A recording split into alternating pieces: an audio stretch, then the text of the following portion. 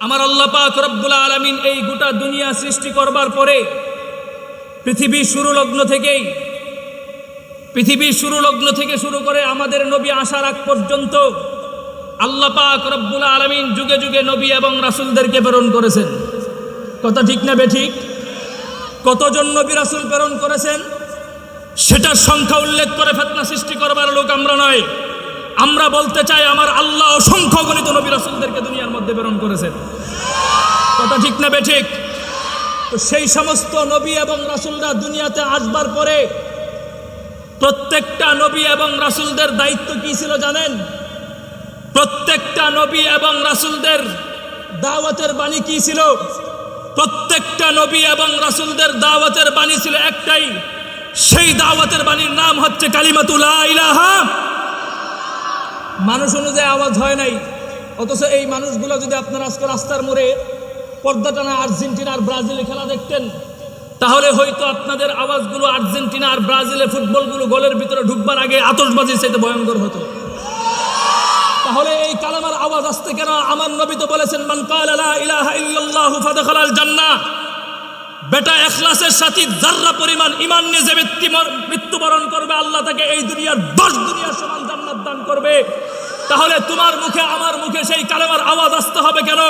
আমি আবারও বলছি, প্রত্যেকটা নবী এবং রাসূলদের দাওয়াতে বাণীর নাম কি ছিল? কালিমাতু লা ইলাহা। কথা ঠিক না বেঠিক? তো এই দাওয়াত নিয়ে যখন নবীরা আসতেন, চমৎকার একটা সিস্টেম ছিল।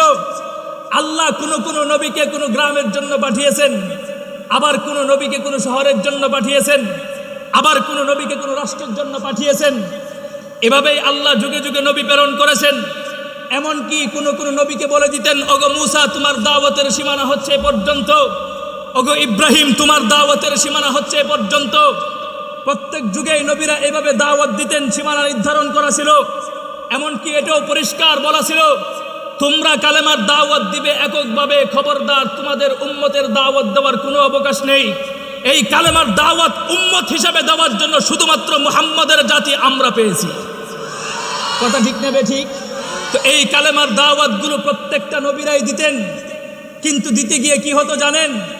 সবাই যখন এই কালেমার দাওয়াত দিতেন, সবচাইতে মজার বিষয় এবং দুঃখের বিষয়, ভারাক্রান্ত হৃদয় নিয়ে বলতে হয়, দেখা গেছে যেই সমস্ত নবীরাই এই কালেমার দাওয়াত দিত, প্রত্যেকটা নবীদের পিছনে দেখা যাইত কোনো না কোনো আবু জাহাল অথবা ফেরাউন থাকতো। কথা ঠিক না বেঠিক? প্রত্যেকটা নবীদের পিছনেই ছিল। আল্লাহ নবীদেরকে প্রেরণ করেছেন, নবীদেরকে প্রেরণ করে এমনিতেই ক্ষান্ত হন নাই, আবার প্রত্যেকটা নবীর ক্ষেত্রে সুন্দর সুন্দর নাম সাথে করে দিয়েছেন। আল্লাহ মুহাব্বত করেছেন, মুহাব্বত করে দুনিয়ার মধ্যে প্রেরণ করেছেন। আদম সফিউল্লাহ, মূসা কালিমুল্লাহ, ইব্রাহিম খলিলুল্লাহ, মুহাম্মাদুর রাসূলুল্লাহ। আল্লাহ চমৎকার চমৎকার নাম দিয়ে দুনিয়াতে পয়গম্বর এবং রাসূলদেরকে প্রেরণ করেছেন। কিন্তু বিষয় হচ্ছে, এত মুহাব্বতের নবীরা, এত ভালোবাসার নবীরা যখন দুনিয়াতে এই কালেমার দাওয়াত দিতেন, প্রত্যেকটা নবীদের ক্ষেত্রে দেখা যাইতো তাদের পিছনে কোনো না কোনো আবু জাহল অথবা ফেরাউন থাকতো। কিন্তু বিষয় কি জানেন? যারা এই কালেমার দায়িত্ব বহন করে, আল্লাহ তাদেরকে সাময়িক পরীক্ষা করলেও তাদের ইজ্জতকে আকাশচুম্বী করে দেন। সুবহানাল্লাহ কর। যদি বিশ্বাস না হয় ইতিহাস বলি, আপনারা শুনেন। হযরত ইব্রাহিম আলাইহিস সালাতু ওয়াস সালাম যখন দুনিয়াতে আগমন করবে, ইব্রাহিম দুনিয়াতে আসবার আগে আগাম সংবাদ পেয়েছিল এক ব্যক্তির, যার নাম হচ্ছে নমরুদ লানাতুল্লাহি আলাইহি। এই নমরুদ আগে আগে জানবার পরে ইব্রাহিম যেন দুনিয়াতে না আসতে পারে, এজন্য ইব্রাহিমের বিরুদ্ধে জন্ম নিয়ন্ত্রণ নামে এক ষড়যন্ত্র করেছিল। ইতিহাস উলামায়ে কেরামদেরকে জিজ্ঞাসা করেন, জন্ম নিয়ন্ত্রণ ষড়যন্ত্র করেছে যাতে ইব্রাহিম দুনিয়াতে আসতে না পারে। আপনারা বলুন তো দেখি, নমরুদ ইব্রাহিমের বিরুদ্ধে ষড়যন্ত্র করে ইব্রাহিম রাত খেতে পারছে? ইব্রাহিম আলাইহিস সালাতু ওয়াস সালাম দুনিয়াতে এসেছেন, কালেমার দাওয়াত দিয়েছেন, নমরুদ বিরোধিতা করেছে। এখন ইতিহাস কি বলে? ইব্রাহিম আলাইহিস সালাতু ওয়াস সালাম দুনিয়া থেকে চলে গেছেন, নমরুদও দুনিয়া থেকে চলে গেছে। কিন্তু বর্তমান এ যুগে ইব্রাহিম আলাইহিস সালাতু ওয়াস সালামের নাম যারা মুখে উচ্চারণ করতে চায়, শুধুমাত্র মুসলমান বানায়, জাতি ধর্ম নির্বিশেষে ইব্রাহিমের নাম যদি কেউ মুখ দিয়ে উচ্চারণ করতে চায়, শতভাগ ভালোবাসা এবং শ্রদ্ধার সাথে ইব্রাহিমের নাম মুখ দিয়ে উচ্চারণ করতে হয়। পক্ষান্তরে নমরুদের নাম মুসলমানরা তো দূরের কথা, তার যে সেলাসামান্ড আছে তারা পর্যন্ত মুখে আনতে ঘৃণা করে। কথা ঠিক না বেঠিক? এটা তো গেল ইব্রাহিম আলাইহিস সালাতু ওয়াস সালামের কথা। আসো মুসার কথা বলি। মুসা কালিমুল্লাহ যখন পৃথিবীতে আগমন করবে, আগাম সংবাদ পেয়েছিল ফেরাউন লানাতুল্লাহি আলাইহি। ফেরাউন যখন সংবাদ পাইল মুসা যেন পৃথিবীর মধ্যে আগমন করতে না পারে, এই জন্য কি ষড়যন্ত্র করেছিল জানেন? মুসা ষড়যন্ত্র করে হাজার হাজার যুবতী মা বোনদের পেট কর্তন করে নবজাত শিশুগুলোকে হত্যা করেছিল। আপনারা বলুন তো দেখি, নবজাত শিশু হত্যা করে মুসারে কেউ আটকাইতে পারছে? মুসা দুনিয়াতে এসেছেন, কালেমার দাওয়াত দিয়েছেন, কিন্তু কথা হচ্ছে মুসাও চলে গেছে, ফেরাউনও চলে গেছে। বর্তমান এ জমানায় মুসা আলাইহিস সালাতু ওয়াস সালামের নাম শুধুমাত্র মুসলমান না নয়, জাতি ধর্ম নির্বিশেষে মুসার নাম যদি কেউ মুখ দিয়ে উচ্চারণ করতে চায়, একবার উচ্চারণ করবার আগে 10 বার বুক কাঁপুনি দেয়, তারপর মুসার নাম শ্রদ্ধার সাথে উচ্চারণ করতে হয়। কিন্তু ফেরাউনের নাম মুসলমানরা তো দূরের কথা, তার যে বংশীয় সেলাসামান্ড আছে তার নাম পর্যন্ত কেউ রাখে না। কথা ঠিক না বেঠিক? এটা তো গেল মুসা আলাইহিস সালাতু ওয়াস সালামের কথা। আসো আমাদের নবীর কথা বলি। আমাদের নবী যখন দুনিয়াতে এসেছিলেন, বিরোধিতা করেছিল কে? আবু জাহাল। আবু জাহাল বিরোধিতা করেছিল। আমরা তো এই কথা ইতিহাস থেকে জেনেছি। আমার নবী এই কালেমার দাওয়াত দেওয়ার কারণে নিজের দন্ত মুবারক পর্যন্ত শাহাদাত বরণ করেছেন। আমার নবী এই কালেমার দাওয়াত দিতে গিয়ে নিজের গর্দানের উপর আবু জাহালের নির্যাতিত ভুঁড়িগুলো কাঁধের মধ্যে নিয়েছেন। আমাদের এই ইতিহাসগুলো জানা, কিন্তু কথা হচ্ছে আমার নবীও দুনিয়া থেকে চলে গেছেন, আবু জাহালও চলে গেছে। বর্তমান এ যুগে আমার নবীর নাম শুধুমাত্র মুসলমানরা নয়, আপনাদের এলাকার হিন্দু ভাইদেরকে জিজ্ঞাসা করেন, খ্রিস্টানদেরকে জিজ্ঞাসা করেন, কসম খেয়ে বলতে পারি কাফারা দিতে হবে না, আমার নবীর নাম শুধুমাত্র মুসলমানরা নয়, জাতি ধর্ম নির্বিশেষে হিন্দু বলো, খ্রিস্টান বলো, বৌদ্ধ বলো, প্রত্যেকটা মানুষরাই আমার নবীকে ধর্মগুরু হিসাবে মানে। কথা ঠিক না বেঠিক? আমার নবীকে গালি দেওয়ার দুঃসাহস আপনাদের কুড়িগ্রামের কোন হিন্দু ভাইয়েরা করে না, কোন খ্রিস্টানরা করে না। আমার নবীকে গালি দেওয়ার দুঃসাহস তো তারাই করে যাদের ধর্মীয় পরিচয় ভেজাল আছে। আমার নবীকে গালি দেওয়ার দুঃসাহস তো তারাই করে যাদের মাতৃ পরিচয়ে ভেজাল আছে। কথা ঠিক না বেঠিক? জন্ম পরিচয় ভেজালহীন ব্যক্তি ছাড়া আমার নবীর উপর কালেমা লেপন করতে কেউ দুঃসাহস করে না। কথা ঠিক না বেঠিক? তো আমার নবীর নাম হিন্দু ভাইদেরকে গিয়ে জিজ্ঞেস করুন, সম্মানের সাথে জিজ্ঞেস করুন, ওরা উত্তর দিবে। আমার নবীর নাম কেউ যদি উচ্চারণ করতে চায়, ওরা 1 সপ্তাহ আগে পরিকল্পনা করে, পরের সপ্তাহ আমার নবীর নাম শ্রদ্ধার সাথে উচ্চারণ করে। কথা ঠিক না বেঠিক? পক্ষান্তরে আমার নবীর ইজ্জতের কথা বললাম, এবার আসেন আবু জাহালের কথা বলি। আবু জাহালকে আল্লাহ পাক রব্বুল আলামিন তাকে দিয়ে একটা বাথরুমের টাক্কি বানাইছে। বলুন তো দেখি, আজও পর্যন্ত কারো শুনছেন যে আবু জাহালের ওই বাথরুমটাকে ভেঙে একটা ওয়াশিং টাওয়ার বানানোর স্বপ্ন দেখছে কেউ? যার কারণ হচ্ছে আল্লাহ যার ইজ্জত বাথরুমের ভিতরে দিয়েছে, ওর ইজ্জত কেউ উঠাইতে পারবে? কথা ঠিক না বেঠিক? মুহতারাম হাজরিন, এখন আলোচনা বুঝেন। আলোচনা বুঝবার বিষয় হচ্ছে এই, যারাই এই কালেমার দায়িত্ব বহন করবে, আল্লাহ তাদেরকে সাময়িক পরীক্ষা করলেও তার ইজ্জত এবং সম্মানকে আকাশচুম্বী করে দিবে। কথা ঠিক না বেঠিক? মুহতারাম হাজরিন, তো আমি যেই কথা বলতে চাই, আগেকার যুগের নবীরা এক একটা এলাকার জন্য নির্ধারিত হতেন। আবার তাদের সিস্টেম ছিল কি জানেন? এক নবী চলে যাইতো, আরেক নবী দুনিয়াতে আসতো।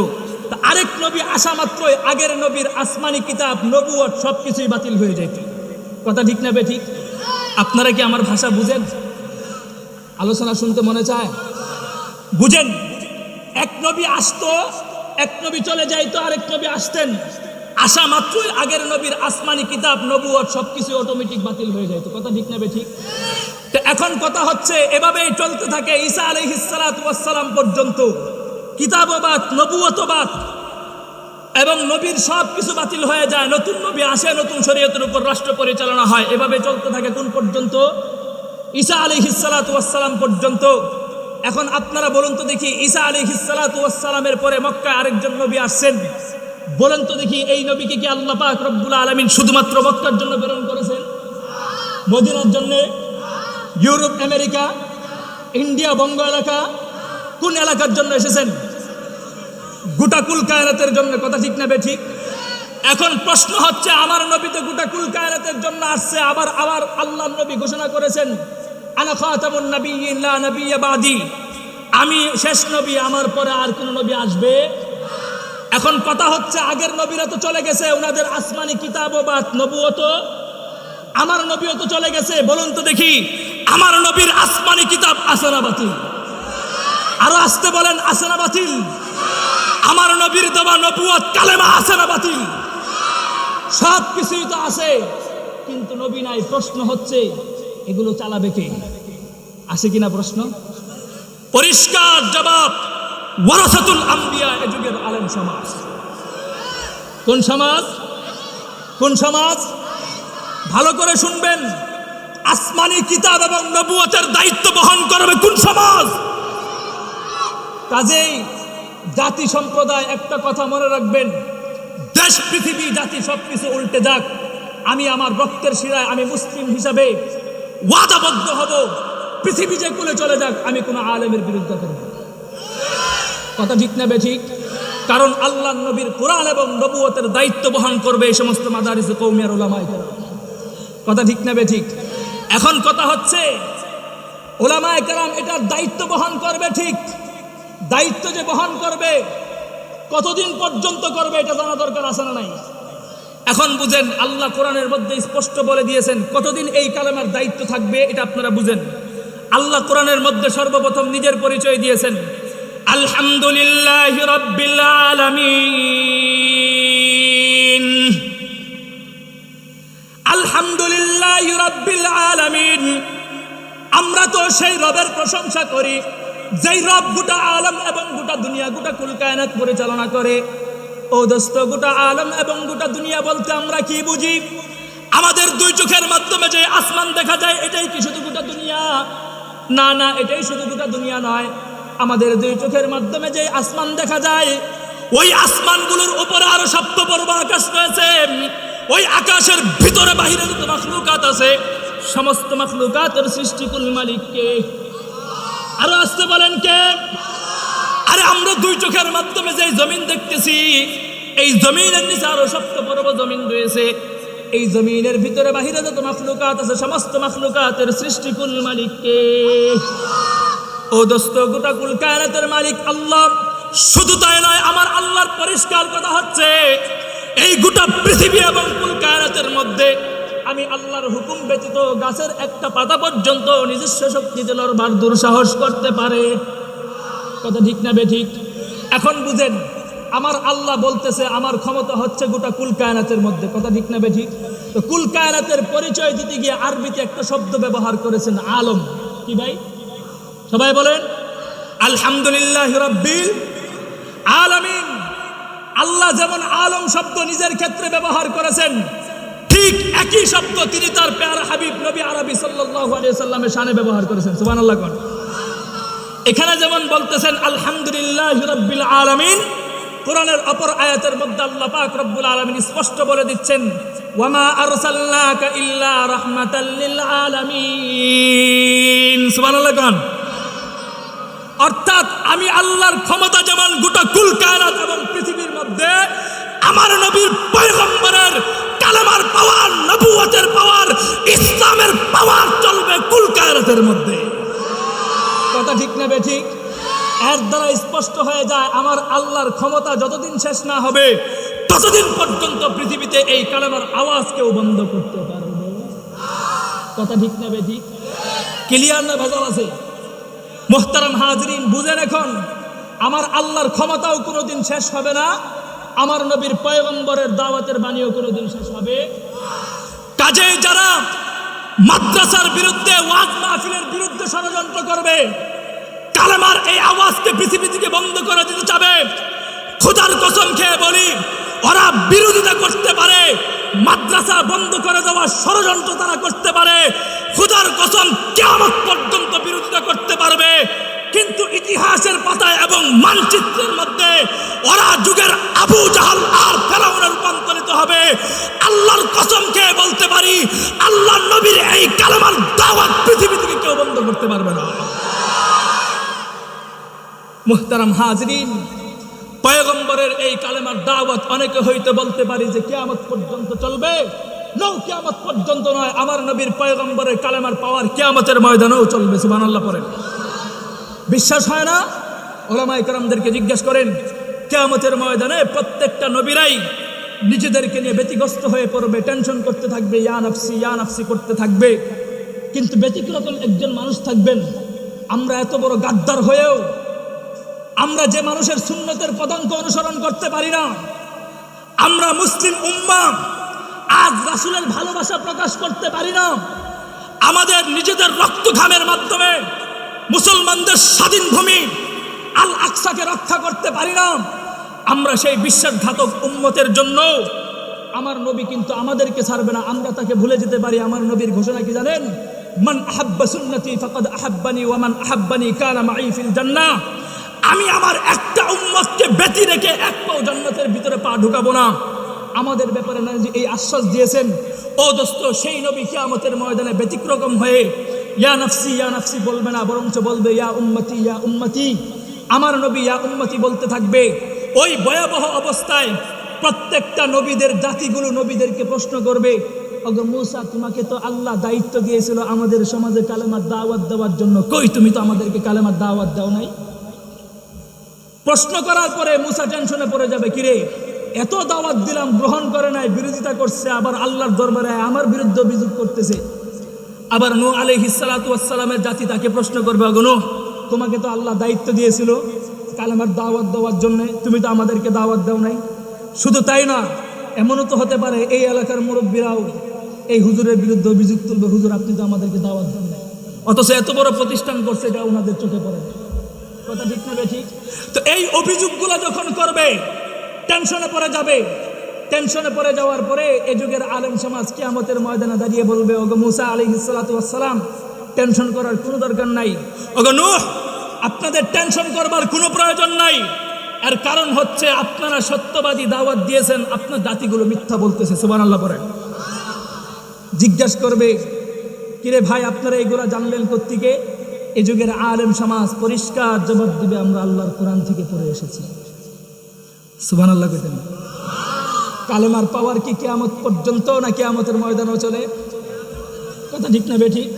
মুহতারাম হাজিরিন, তো এটা তো পরিষ্কার হয়ে গেল যে এই কালেমার আওয়াজ পৃথিবীতে চলবে, কিয়ামত পর্যন্ত চলবে, কিয়ামতের ময়দানেও চলবে।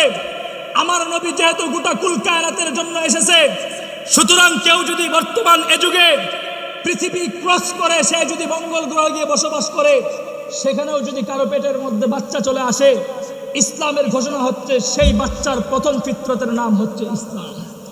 কথা ঠিক না বেঠিক? এরপর সে তার বাপদাদার ধর্ম অনুযায়ী হয়তো খ্রিস্টান হবে, না হয়তো বৌদ্ধ হবে। কথা ঠিক না বেঠিক? মুহতারাম হাজিরিন, এখন আমি আপনাদেরকে বুঝাই, আল্লাহ পাক রব্বুল আলামিন এই কালেমার দায়িত্ব দিয়েছেন ওলামায়ে কেরামদের কাঁধের মধ্যে। এখন এই কালেমার দায়িত্ব বহন করতে গিয়ে আল্লাহ পাক রব্বুল আলামিন যুগে যুগে নবীদেরকেও পরীক্ষা করেছেন, ওয়ারাসাতুল আম্বিয়াদেরকেও পরীক্ষা করবে। পরীক্ষার একটা বাস্তব ঘটনা শোনাবো আপনাদেরকে। শোনাই, আল্লাহর নবীর এক সাহাবী বেলাল হাবশী, নাম শুনছেন আপনারা? শুনছেন? কে সে বেলাল? যারা তাবলীগের মধ্যে মাগরিবের পরে অথবা এশারের পরে তালিমে বসেন, তারা ভালো করে বুঝবার কথা, ফাজাইল আমলের মধ্যে বারবার আসে। আল্লাহর নবী একবার স্বপ্নযোগে মেরাজে গিয়েছিলেন। যাওয়ার সময় জান্নাতে ঢুকবার আগে দেখে ভিতর থেকে জুতার আওয়াজ পাওয়া যায়। সুবহানাল্লাহ বলি। সাধারণ কোন সাহাবী মনে হয়? এই বেলাল রাদিয়াল্লাহু তাআলা আনহুর মা ছিল মক্কার কালো কৃতদাসদের গোলাম। তো হাদিসের কিতাবের ভাষায় বেলালের মাকে কালো কৃতদাসের গোলাম বলে ডাকা হইতো। কালো কৃতদাসের গোলাম, তার ছেলের নাম হচ্ছে বেলাল। এখন বেলাল হচ্ছে কি? গোলামের ঘরে গোলাম। গোলামের ঘরে গোলাম বলার দ্বারা কি ইতস্তবোধ মনে করতেছেন? ইতস্তবোধ মনে করেন না। কুড়িগ্রামের সাধারণ মানুষ একটা কথা কান খাড়া করে শুনে রাখেন। আপনি অটোওয়ালা হতে পারেন, রিক্সাওয়ালা হতে পারেন, ক্ষেতের একজন কৃষক হতে পারেন, দিনমজুর হতে পারেন, কিন্তু বুকের ভিতরে যদি ঈমানের পাওয়ার থাকে, আল্লাহর কাছে আপনার শ্রেষ্ঠত্ব অনেক বেশি। কথা ঠিক না বেঠিক? সেই বেলাল রাদিয়াল্লাহু তাআলা আনহু যখন কালেমা গ্রহণ করলো, সাধারণ কোনো মুসলমান নয়, আউয়ালুল মুমিন ওয়াল মুসলিম, প্রথম ইসলাম গ্রহণকারীদের মধ্যে হতে একজন। তিনি ইসলাম গ্রহণ করবার পরে তাকে নির্যাতন করার জন্য দায়িত্ব নিয়েছিল এক ব্যক্তি, যার নাম হচ্ছে উমাইয়া ইবনে খালদ। সেই উমাইয়া ইবনে খালদ কি করতো জানেন? উমাইয়া ইবনে খালদ বেলাল রাদিয়াল্লাহু তাআলা আনহুকে নির্যাতন করার জন্য গলার মধ্যে গামছা বেঁধে টেনে হেসড়ে মরুভূমিতে নিয়ে যেত। নাউজুবিল্লাহ পড়ি। আগের যুগের আবু জাহালের সালাসামান্ডারা সাহাবায়ে কেরামদের গলার মধ্যে গামছা বেঁধে মরুভূমিতে নিয়ে যাইত, আর বর্তমান যুগের আবু জাহালের সালাসামান্ডারা উলামায়ে কেরামদের কলার ধরে পাঞ্জাবি ছিঁড়ে ফেলে। কথা ঠিক না বেঠিক? মুহতারাম হাজরিন, দুটোটাই আবু জাহাল, কিয়ামতের ময়দানে দেখা হবে। কথা ঠিক না বেঠিক? মুহতারাম হাজরিন, তো বেলাল রাদিয়াল্লাহু তাআলা আনহুকে গলার মধ্যে গামছা বেঁধে যখন মরুভূমিতে নিয়ে যাইত, কাফেররা চাবুকের আঘাতে আঘাতে রক্তক্ষরণ করার পরে রক্ত ছিটকে দূরে পড়ে যাইত। যারা মারতো তারাও বলতো যে আমরা যে তোমাকে এই পরিমাণ মারতেছি, আমাদের মায়া হয়, এখনো সময় আছে, আল্লাহর দেওয়া কালেমা ছেড়ে দাও, তুমি লাত উজ্জা সনাম মূর্তির নাম উচ্চারণ করো, আমরা তোমাকে মুক্ত করে দিব। বেলাল রাদিয়াল্লাহু তাআলা আনহু পরিষ্কার বলতেন, একটা কথা মনে রাখিস, আমি বেলাল সাধারণ ঘরের মানুষ হতে পারি, আমার দেহ জীর্ণ শীর্ণ হতে পারে, আমি কালো হাফসি হতে পারি, খুদার কসম আমার বুকের ভিতরে যেই ইমানের পাওয়ার আছে, শত আঘাতের পরেও আমি বেলালের জবান দিয়ে কোনোদিন লাত উজ্জা সনাম মূর্তির নাম উচ্চারিত হবে না, বরঞ্চ আমার শরীরের মধ্যে যত আঘাত পড়বে তার চাইতে বেশি পাওয়ারে আমার জবান দিয়ে উচ্চারিত হবে। সেই উচ্চারণের নাম হচ্ছে কুল হুয়াল্লাহু আহাদ। কথা ঠিক না বেঠিক? তো বেলাল রাদিয়াল্লাহু তাআলা আনহু হাজারো নির্যাতনের পথে এই শব্দগুলো উচ্চারণ করতেন। আমাদের মধ্যেও এ যুগের বেলাল আছে যারা হাজারো নির্যাতনের পরেও মাঝে মধ্যে স্লোগান দিয়ে উঠে আল্লাহু আকবার। কথা ঠিক না বেঠিক? আল্লাহ সেই সমস্ত বেলালদেরকেও আমাদের মাঝে ফিরিয়ে দেখ, সকলে বলি আমিন। মুহতারাম হাজরিন, তো আল্লাহ পাক রব্বুল আলামিন এই কালেমার দায়িত্ব আমাদেরকে দেওয়ার পরে আবার কোরআনের মধ্যে স্পষ্ট ঘোষণা করে দিলেন, ইন্নাদ-দীনা ইনদাল্লাহিল ইসলাম। আমার আল্লাহর কাছে সবচাইতে মনোনীত এবং পছন্দনীয় ধর্মের নাম কি ভাই? আরো জোরে বলি, ইসলাম। আর ইসলাম ধর্মের ধর্মীয় কিতাবের নাম কি? কথা ঠিক না বেঠিক? তো আল কোরআনকে মাইনাস করে ভিন্ন কোনো কিতাবের অনুসারী হলে সে কি প্রকৃত মুসলমান হবে? একজন মুসলমান নিজে নিজে মুসলমান দাবি করলেই কি মুসলমান হয়ে যায়? তার জন্য কি লাগে জানেন? ঈমান লাগে। ঈমান কি লাগে? ঈমান লাগে। এখন আসেন, একজন মুসলমান নিজে নিজে মুসলমান দাবি করলে মুসলমান কি লাগে? ঈমান লাগে। এখন ঈমান কাকে বলা হয় একটু আমরা বুঝি। ঈমান বুঝেন? হোয়াট ইজ মিনিং অফ ঈমান? ঈমান খায় না মাথায় দেয়, বোঝা দরকার আছে না নাই? এখন বুঝেন ঈমান কাকে বলা হয়। ঈমান বলা হয় আল্লাহর দেওয়া যত বিধান আছে, রাসূলের দেওয়া যত তরিকা আছে, সমস্ত বিধান এবং তরিকার সামনে মাথা নত করবার নাম কি ভাই? আরো আসতে বলে। নামাজের হুকুম দিয়েছেন কে? রোজার হুকুম, যাকাতের হুকুম। আপনারা নামাজ পড়তে পারেন আর না পারেন সেটা আপনার ব্যর্থতা, কিন্তু নামাজের বিরুদ্ধে করবার কোনো অধিকার। রোজা রাখতে পারেন আর না পারেন সেটা আপনার ব্যর্থতা, কিন্তু আপনার রোজার বিরুদ্ধে করার কোনো অধিকার। মাদ্রাসায় আপনার সন্তান দিবেন কি দিবেন না সেটা আপনার ব্যক্তিগত ব্যাপার, কিন্তু ওয়ারাসাতুল আম্বিয়া গড়বার কারিগরের এক আস্থার বিরুদ্ধে করার তোমার কোনো অধিকার নেই। কথা ঠিক না বেঠিক? মুহতারাম হাজরিন, এখন বুঝেন ঈমান বলা হয় নামাজ না পড়লেই ঈমান যায় না, তার ঈমান দুর্বল হয়, কিন্তু নামাজের বিরুদ্ধকারী বেঈমান। কথা ঠিক না বেঠিক? রোজা রাখতে পারে না, বেঈমান নয়, ঈমান দুর্বল, কিন্তু রোজার বিরুদ্ধকারী। কথা ঠিক না বেঠিক? মুহতারাম হাজরিন, কাজেই একটা কথা বুঝেন, আল্লাহ পাক রব্বুল আলামিন কোরআনের মধ্যে স্পষ্ট ঘোষণা করে দিয়েছেন, ইন্নামা ইয়াখশাল্লাহা মিন ইবাদিহিল উলামা। হে দুনিয়ার মানুষ, তোমাদের মধ্য হতে এমন একটা জাতি আছে যেই জাতিটা তোমাদের চাইতে সর্বশ্রেষ্ঠ এবং তোমাদের চাইতে উত্তম। কথা ঠিক না বেঠিক? কথাটা বলতেছেন কে? আরো আসতে বলেন কে? আল্লাহ বলতেছেন তোমাদের মধ্য হতে এমন একটা জাতি আছে যেই জাতিটা আমি আল্লাহকে সবচাইতে বেশি ভয় পাই, সেই জাতিটা আমি আল্লাহর কাছে সবচাইতে প্রিয়। এই কথাটা বলতেছেন কে? এখন সেই জাতিটার নাম কি? আলেম সমাজ। কোন সমাজ? পরিষ্কার বলি, এই আলেম সমাজকে আল্লাহ ইজ্জত দিয়েছেন।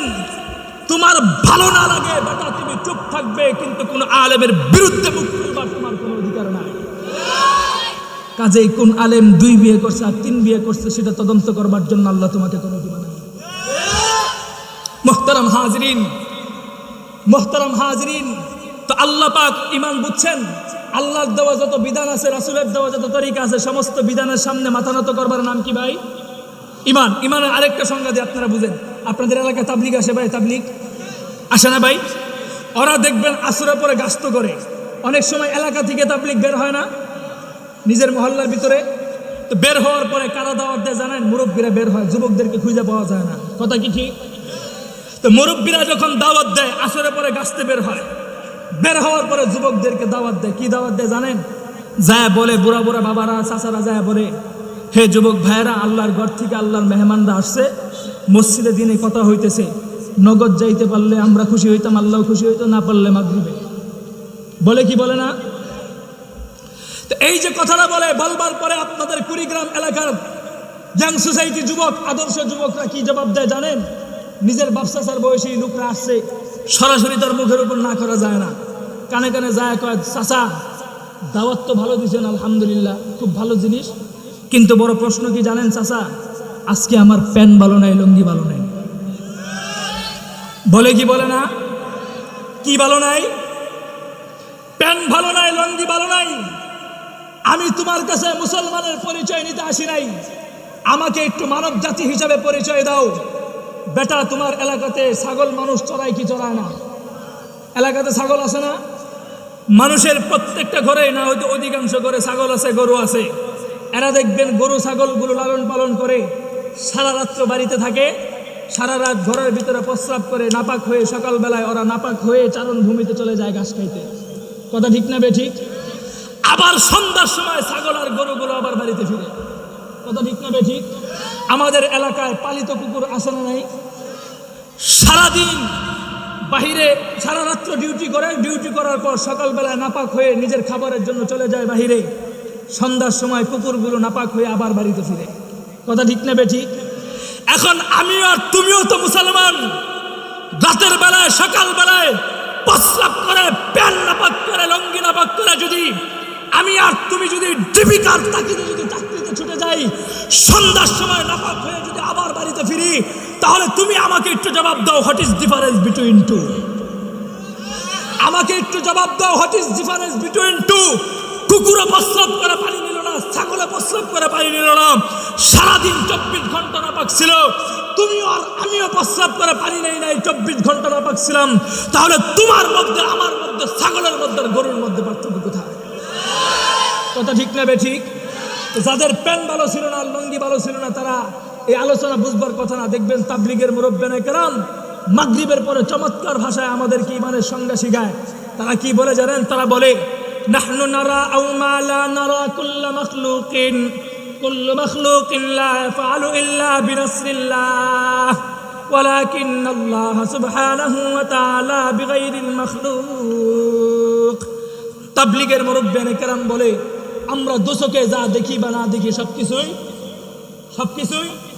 যাদের পেন ভালো ছিল তারা আওয়াজ করতেছে, সবকিছুই মাখলুক কোনো কিছুই করতে পারে না আমার আল্লাহর হুকুম ছাড়া, কিন্তু আমার আল্লাহ গোটা দুনিয়া পরিচালনা করে মাখলুকের হুকুম ছাড়া।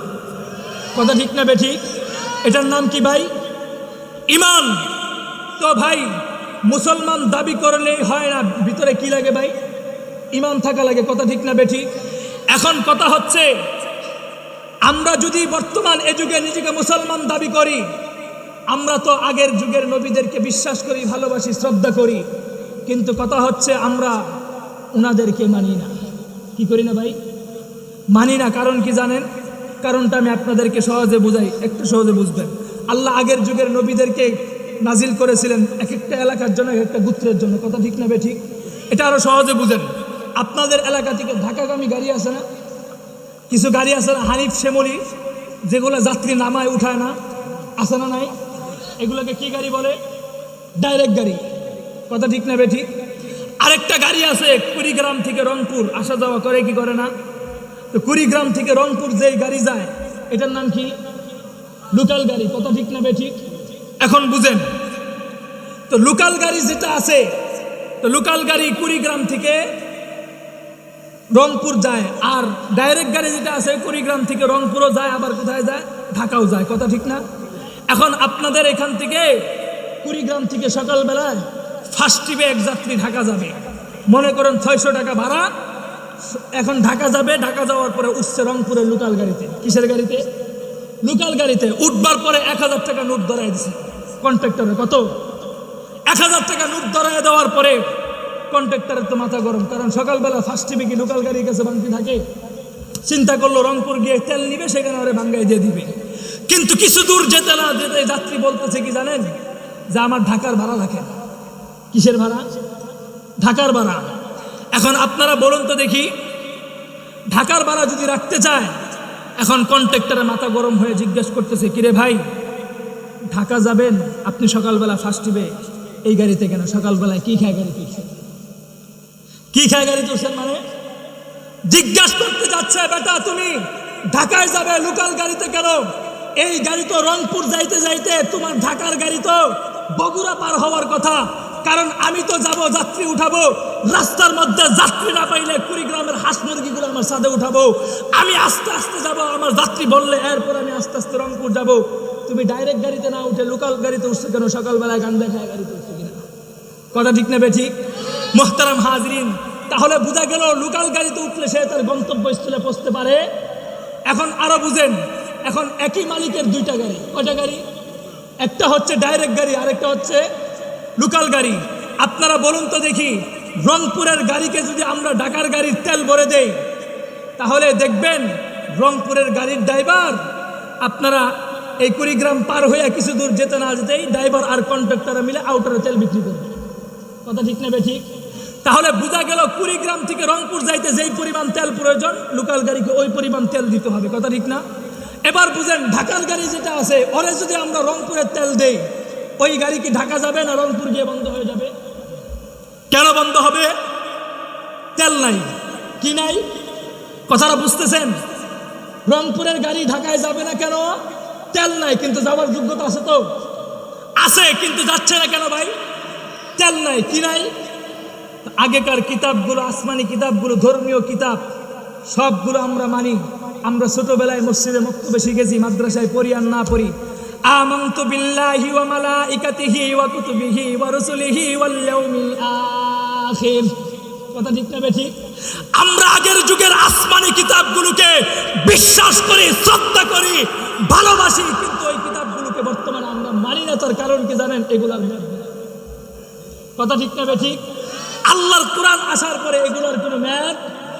কিন্তু এখন কথা হচ্ছে, বর্তমান এ যুগে আমার আল্লাহর কোরআনকে মাইনাস করে কেউ যদি তাওরাত কিতাবের হাওলা দেয়, ইনজিল কিতাবের যুক্তি প্রদর্শন করে, আমার আল্লাহর কোরআনকে মাইনাস করে ডারউইনের মতবাদকে বিশ্বাস করে, মানুষ বানর জাতি থেকে সৃষ্টিত, তাহলে বোঝা গেল সকালবেলা ফার্স্ট ট্রিপের যাত্রী ডাইরেক্ট গাড়িতে না উঠে যেমন লোকাল বাসে উঠবার পরে গাঁজাখুরের রূপান্তরিত হয়েছিল, ঠিক তেমনি ভাবে আল্লাহর কোরআনকে মাইনাস করে আগের যুগের কোন কিতাবকে বিশ্বাস করা, ডারউইনের মতবাদকে লালন পালন করা, সকালবেলা ফার্স্ট ট্রিপের গাঁজাখুরের চাইতে বড় গাঁজাখুর তুমি কম না।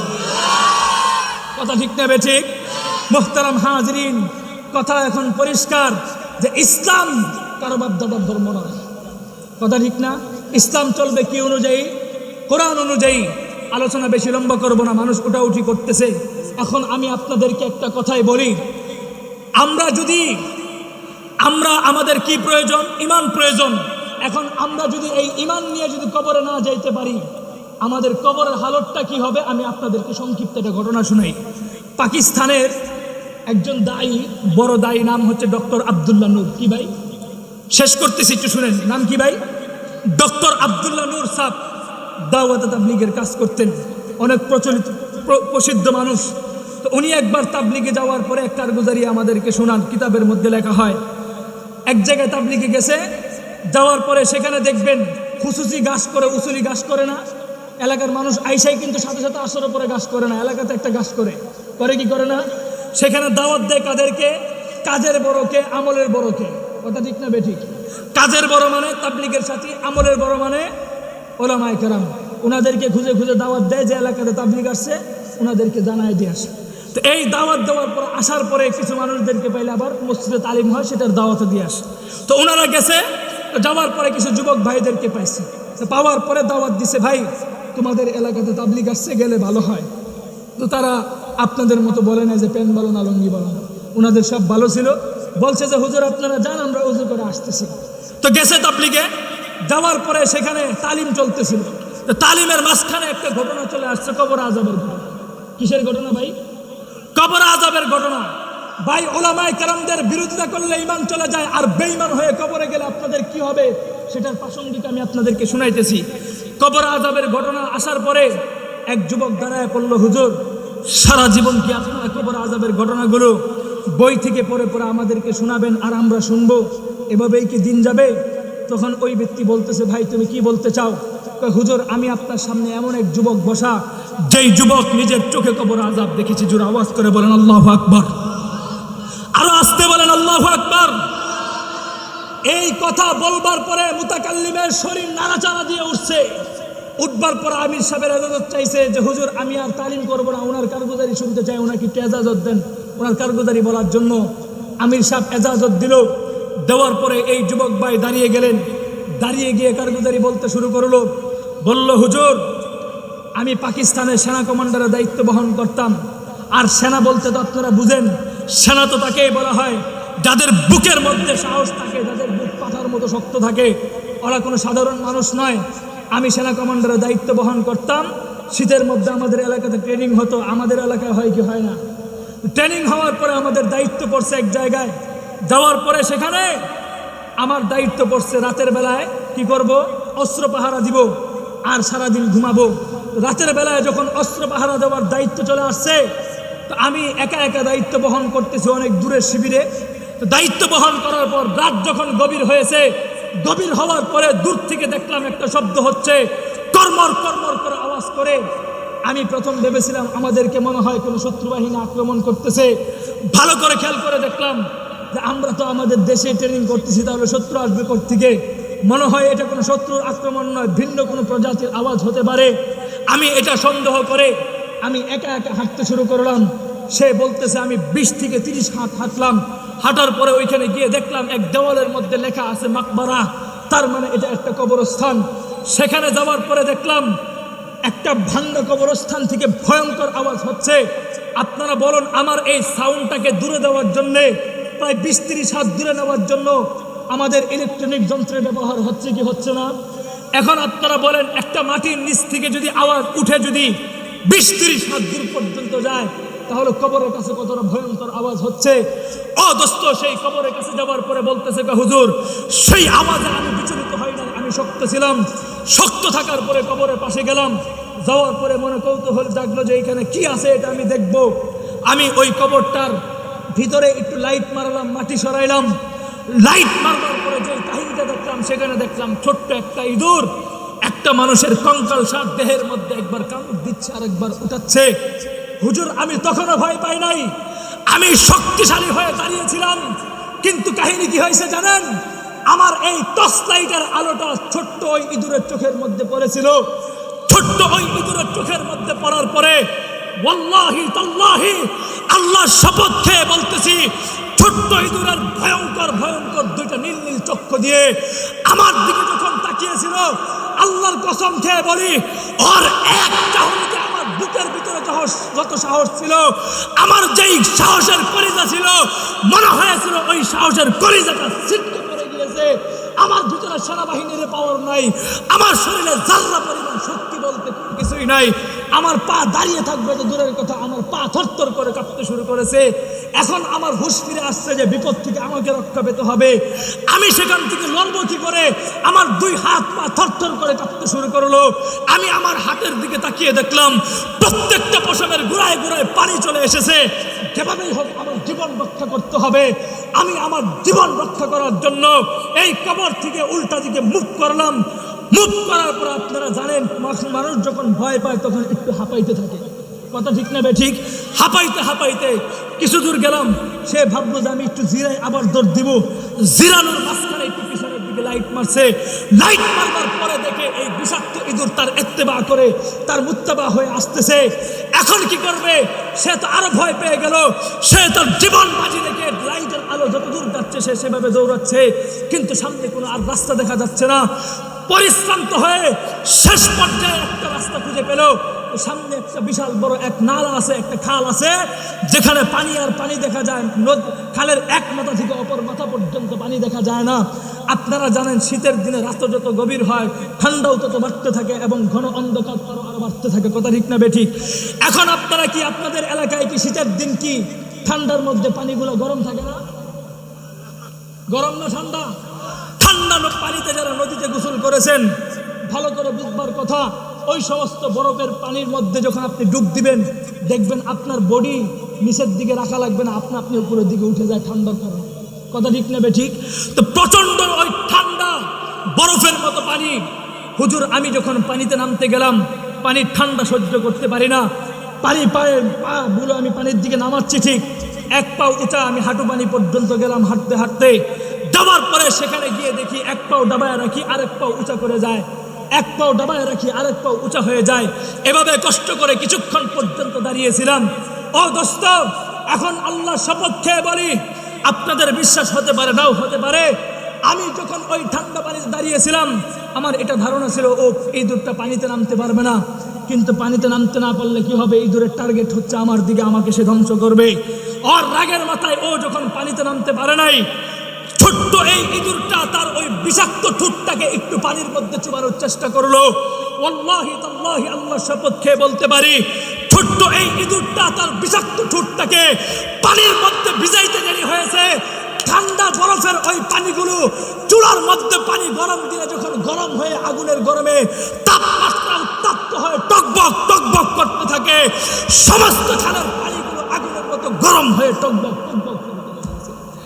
মুহতারাম হাজিরিন, যুবক বলল যে আমি মনে করেছিলাম আমার সামনের টুক পানি মনে হয় শুধু গরম হয়েছে। যুবক পিছনের দিকে লাইট মেরে দেখলো শুধু সামনের টুক নয়, লাইটের আলো যত দূর পর্যন্ত যাচ্ছে তত দূর পর্যন্ত পানিগুলো গরম হয়ে আগুনের মতো টকবক টকবক করতেছে। ঠান্ডা পানিতে দাঁড়িয়ে থাকবার শক্তি না থাকলেও আমি দাঁড়িয়েছিলাম, কিন্তু পানি এই পরিমাণ গরম হয়েছে, আমি কেন, আমার বাপদাদার কারো সাহস নাই এই পানিটা আর 2-1 মিনিট থাকার মতো। আমি সাথে সাথে আমার জীবন আত্মরক্ষা করার জন্য সেই পানি থেকে লাফ দিয়ে উপরে উঠলাম। এবার যুবক বলতেছে লাফ দিয়ে উপরে উঠছি, উঠতে দেরি হয়েছে। উঠার পরে সাথে সাথে দেখলাম আমার পায়ের টাকলু থেকে নিয়ে হাঁটু পর্যন্ত যতদূর পর্যন্ত গরম পানি লেগেছিল সমস্ত পায়ের গুস্ত খুলে খুলে পড়ে গিয়েছে। মুহতারাম হাজিরিন, এবার সেনাবাহিনী বলতেছে আমাদের টাকা পয়সা অনেক ছিল, লক্ষ লক্ষ কোটি কোটি টাকা আমরা হাসপাতালে ব্যয় করে আমার 2 পায়ের গোস্ত ফিরে আনতে পারি নাই। এরপর উপস্থিত সমস্ত দাওয়াত তাবলীগের সাথী ভাইদেরকে তারা কি করলো, সে তার পেনগুলো উঠে সবাইকে দেখাইলো, এই দেখেন আমার পায়ের অবস্থা, আজও পর্যন্ত আমার 2 পায়ের গোস্ত ফিরে পাইনি। তো দোস্ত, আমরা একটা জিনিস প্রতিজ্ঞা করব, কবরের আযাব আমরা শুনি কিন্তু আমাদের দিল থেকে বিশ্বাস হয় না। কথা ঠিক না? বিশ্বাস তো করি কিন্তু আমাদের ইয়াকিন হয় না। কথা ঠিক না? ইয়াকিন হোক না হোক এটা তো বিশ্বাস করেন একজন আল্লাহ আপনারা দুনিয়ায় পাঠাইছে, এটা মানেন তো। কিন্তু যেই আল্লাহ আপনারা পাঠাইছে তিনি কি আপনারা জানায় পাঠাইছিলেন আপনার জন্ম কুড়িগ্রাম হবে? তিনি কি আপনাকে জানায় পাঠাইছিলেন আপনি কুড়িগ্রামের বাসিন্দা হয়ে এখানে কবরস্থানে যাবেন? এগুলা জানাইছিল? না জানায় যে আল্লাহ পাঠাইছে সেই আল্লাহ বলতেছে আমি তোকে কবরে নিব। কাজেই ওটা যেমন তোমার আগে মাথায় ধরে নাই, এটাও মাথায় না ধরলে সমস্যা নাই, কিন্তু আল্লাহ তোমাকে উঠাবে। কথা ঠিক নেবে ঠিক? আল্লাহ বলতেছেন মিনহা খালাকনাকুম ওয়া ফিহা নুঈদুকুম ওয়া মিনহা নুখরিজুকুম তারাতান উখরা। আমি আল্লাহ তোকে যেহেতু না জানাই, তোকে উপলব্ধি না করায় দুনিয়ার মধ্যে প্রেরণ করেছি, সেই আল্লাহ মিনহা খালাকনাকুম ওয়া ফিহা নুঈদুকুম, আমি তোকে আবার কবরস্থানে নিব, সেখানে শাস্তি হবে, চাই তোমার বিশ্বাস হোক আর আবার আখিরাতের ময়দানে উত্তোলন করবে। আল্লাহ পাক রব্বুল আলামিন সর্বোপরি আমাদের এই মাদ্রাসার আমরা আজকে থেকে ওয়াদা করব, আমরা অর্থ দিয়ে পারি, ছাত্র দিয়ে না পারি, অর্থ না দিতে পারি, চেষ্টা করব যতদিন এই এলাকাতে থাকবো এই মাদ্রাসায় কেউ একটা ফুলের টুকা দিতে আসবে আপনারা রক্ত গাম ধরিয়ে সেটাকে রক্ষা করবেন। রাজি আছি না ইনশাল্লাহ? অর্থ দেওয়ার প্রয়োজন নাই, টাকা দেওয়ার প্রয়োজন নাই, শুধুমাত্র আল্লাহর কাছে দোয়া করবেন যে আল্লাহ যেন আপনাদের এলাকাতে এই মাদ্রাসা যেন হাটাজারির মতো একদিন পরিচালিত করে। সকলে বলি আমিন। আল্লাহ পাক রব্বুল আলামিন আমাদের আকাঙ্ক্ষিত এই দাওয়াতি মজলিসকে কবুল করুক। সকলে বলি আমিন।